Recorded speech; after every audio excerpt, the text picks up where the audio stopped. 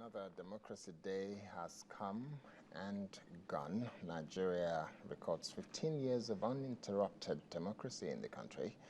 But for many Nigerians, there's very little to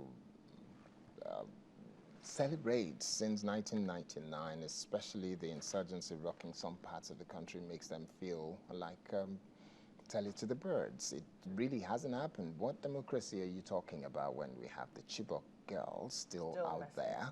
How can you explain the kind of rubbish that goes on in terms of impunity and serious issues of corruption? And how can you explain a number of other things? I'm sure the guests in the studio will raise some of their own, and quite a few of you on Twitter will raise your own issues, and on Facebook, and you will send us some emails. The email address is there, and our Twitter account is there as well. So I'm sure you will raise all of those issues. But in the midst of it, it's been 15 years of uninterrupted democracy.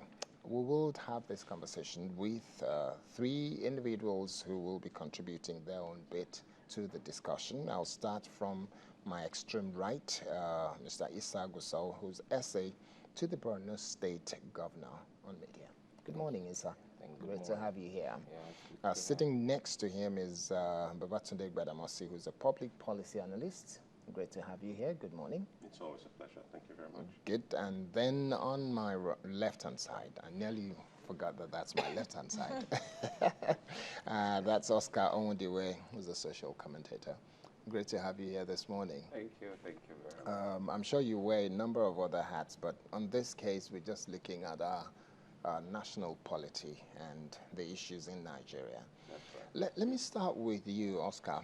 In terms of our democracy, some people will say, no, it is not democracy, it's civil rule. It is not even civil rule, it's just the fact that there are civilians in government. All kind of things have been said, and I've looked at some of the comments. The moment we put out the message on Twitter this morning, Show and I, we've realized that there are so many things. It's just coming in more and more and more. What's your own thought in terms of our 15 years journey with democratic rule? Thank you very much. I heard you when you started analyzing this, and I think you took a very positive stand, and that's exactly where I belong. I'm very grateful. In fact, as I was walking into the studio, I was thinking of Paul Play Dairo, a music that he remixed, and that was his father many years ago in the 60s, when just not too long after we had independence. And the father said something, and it was said in Yoruba, Taba dupe oreoni, ari omiran gba. You know, being grateful for the little you've gotten and you're going to get more. Some of us who saw the military, and now we see these civilians, whatever you want to call it, I think we should be grateful. There's so much to thank God for. Nigerians are evolving. We're gradually trying to eliminate the with immediate effect mentality. And that is why you're getting all those tweets. Oh, come on, why, if it's democracy, why wouldn't I have this? Why wouldn't this happen? Who are you comparing with? You're evolving at your pace. That's what we must understand. We have so much to be grateful for. We have some people to even thank.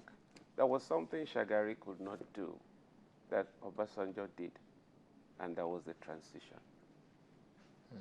There is something some others couldn't do by 1960 that Obasanjo did, and today, even after him, we are still, even if we're pretending to have elections, but we are having elections, and there is freedom.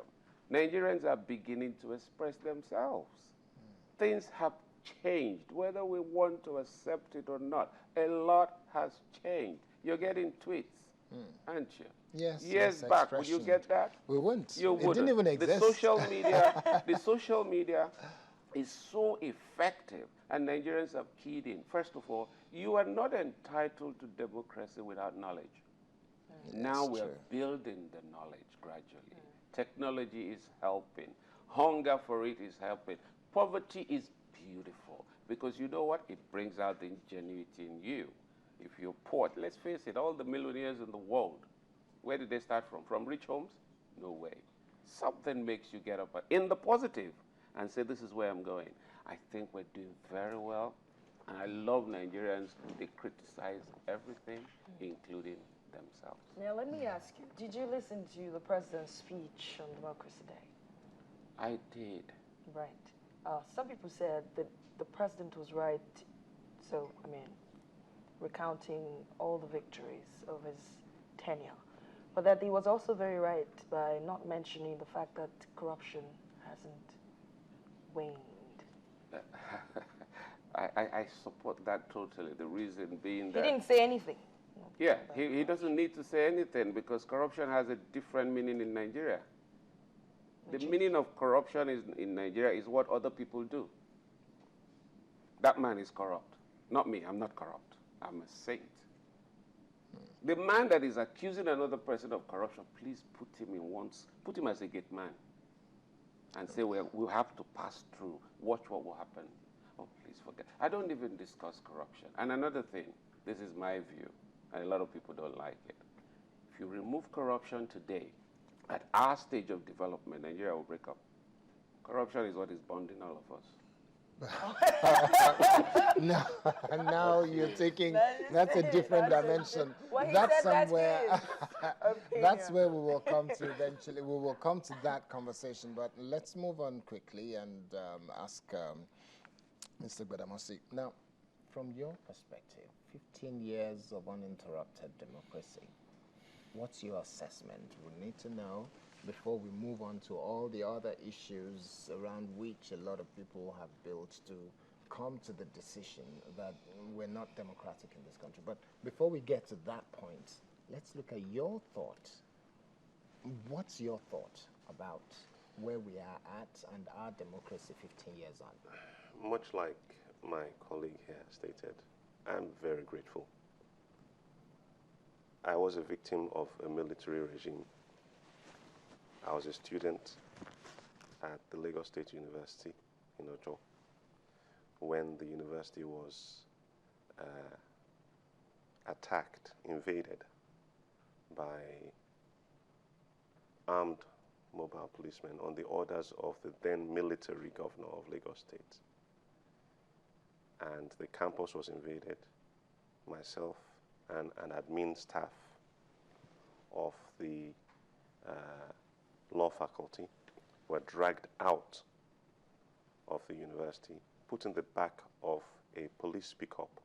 The tarpaulin cover of the back of the pickup was rolled down, tightly secured, and then a canister of tear gas was thrown in. I had been badly beaten. A bottle of Coke had been smashed across my face, and that's where I got this scar from. Okay, I was bleeding from everywhere. I was thrown in the back of this pickup with this fellow, and a canister of tear gas was thrown in with us, fresh canister. And the back was, secured again. We were saved by a mobile police commander who just happened to be walking past that truck at the time. And he noticed the smoke seeping out, and he started shouting, "What's going on here?" Okay? Open that truck. We were immobile at this point. Now, I will never forget that. And for all those people that claim that we're not enjoying democracy, that we're not free, that we're not able to criticize, that this democracy is a sham, and so on, I will tell them, be careful what you ask for, in case you get it. I like that. Okay. So let me come to Issa.